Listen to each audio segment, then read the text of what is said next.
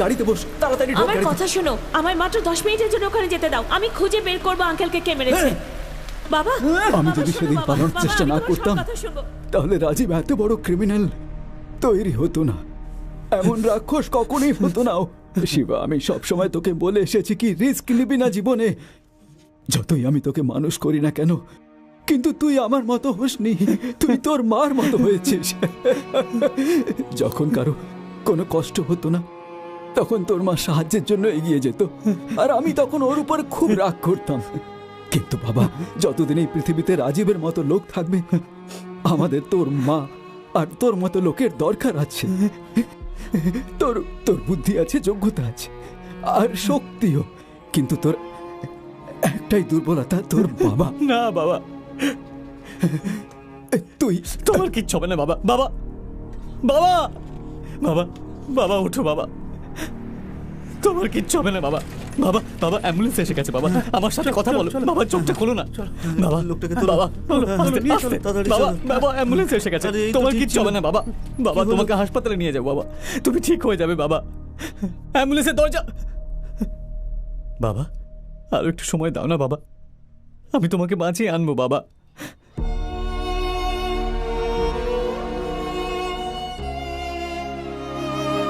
বাবা, শুধু হাসপাতাল পর্যন্ত যেতে হবে, বেশি দূর নয় বাবা, আমি তোমাকে বাঁচিয়ে আনবোই বাবা।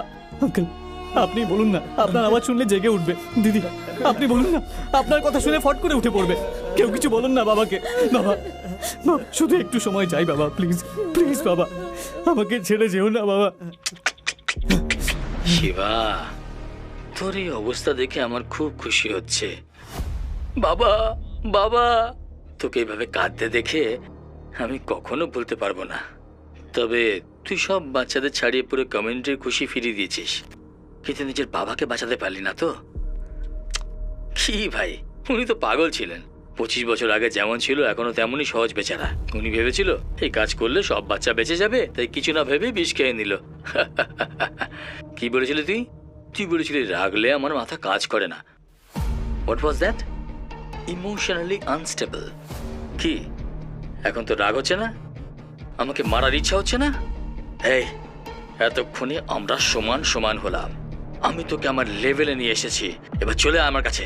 আমি জানি যে তুই আমার কাছে আসবি। এটা ভেবে নিজের মাথা খারাপ করিস না যে আমি কোথায় আছি। আমি বলে দিচ্ছি, সিটি টাওয়ার, 54th ফ্লোর। চলে আয়।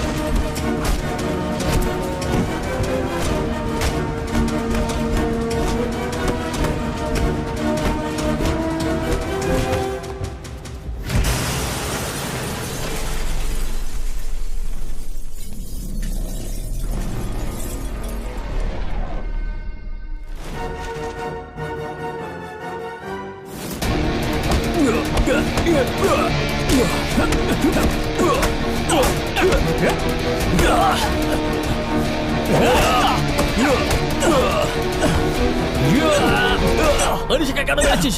কেন মেরেছিস অনিশাকে? কেন মারলি তুই? হ্যাঁ, তোর উপর ভরসা করেছিলাম আমি। বল না, কেন মেরেছিস তুই ওকে? কেন মেরেছিস ওকে?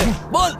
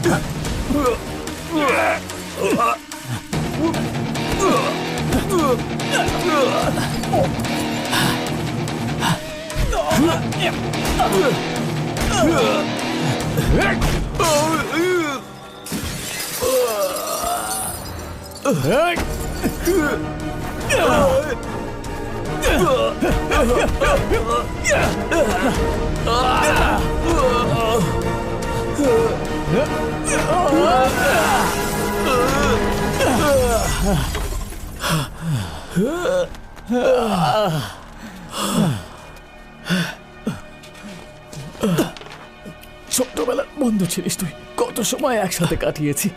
আমি সব সময় তোকে সত্যিকারের বন্ধু মনে করতাম, জানিস তুই।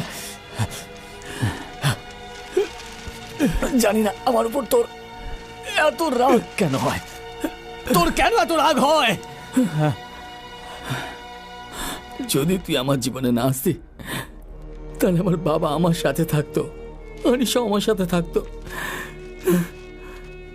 ছোট থেকে যখনই আমার জীবনে ভালো কিছু হতো, তখনই কোথা থেকে তুই চলে আসতি আর আমার সবকিছু কেড়ে নিতি।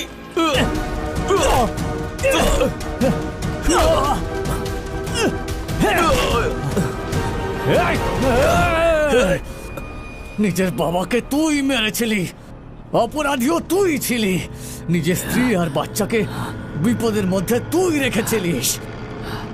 আমার বাবা তো নির্দোষ আর সহজ সরল মানুষ, কি খারাপ করেছিল তোর?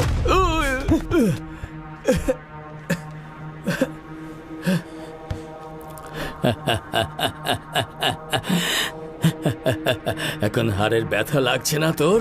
হ্যাঁ, আমারও এরকমই লেগেছিল। যখন অনিশার মৃত্যু হয়েছিল, তখন আমার এরকমই ব্যথা লেগেছিল। কিসের জিত, কিসের হার? তোর এখনো এটা কম্পিটিশন মনে হচ্ছে? হ্যাঁ, মনে হচ্ছে।